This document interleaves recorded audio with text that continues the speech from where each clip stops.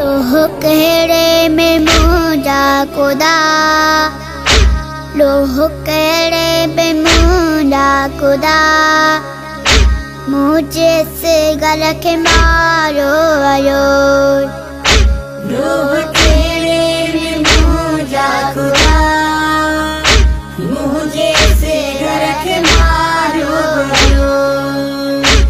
इल्तिजामा जी के नाम बुरी, इल्तिजामा जी के नाम बुरी, रत सास गढ़ सवारो आयो। लोह कहड़े में मुझा खुदा, मुझे से घर के मारो आयो। डुको पानी है जो से गरा गुरो, डुको पानी है जो से गरा गुरो, कौन से गर दराओ गुरो। तीर समाजी अकड़ने अग्या, पुट के पानी पियारो वयो। लोह कहड़े में मुझा खुदा, मुझे से घर के मारो आयो। इल्तिजामा जी के नाम बुरी, इल्तिजामा जी के नाम बुरी, रत सास गढ़ सवारो आयो। लोह कहड़े में मुझा खुदा, मुझे से घर के मारो आयो। एड़ो दुख का न मेरी दिसे, दर्द जे को मुआए दिठो, मुंजी बाहुन में रसियूं बदी, लाश से गले कारो आयो। लोह कहड़े में मुझा खुदा, मुझे से घर के मारो आयो।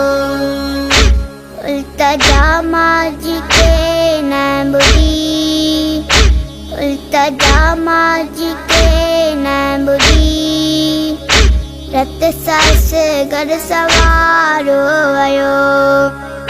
लोह कहड़े में मुझा खुदा, मुझे से घर के मारो आयो। केहड़ी माहूं दीने दे मथा, केहड़ी माहूं दीने दे मथा, पुत्र जे सर के दिसे आई जिए। लोह कहड़े में मुझा खुदा, मुझे से घर के मारो आयो। इल्तिजामा जी के नाम बुरी, इल्तिजामा जी के नाम बुरी, रत सास गढ़ सवारो आयो।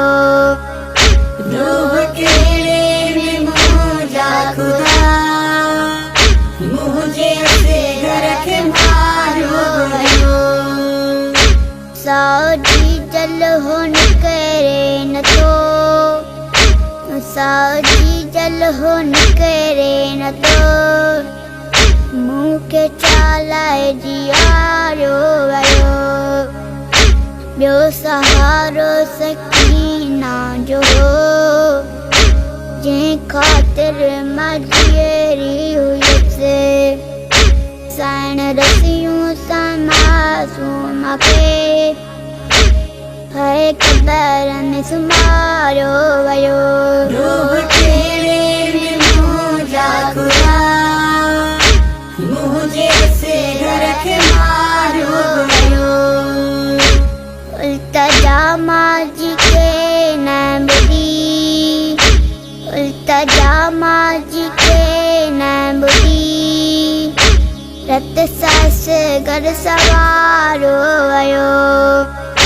लोह कहड़े में मुझा खुदा, मुझे से घर के मारो आयो। दाम जो मुदिया खुदा, आने माँ के करार थी माना शाद रवंदी वता दिल दुखन में आयो आयो रूह तेरे में मुझा खुदा मुझे से रख मारो गयो उल्तजा माजी के न बुरी उल्तजा माजी के न बुरी रत सास घर सवारो आयो।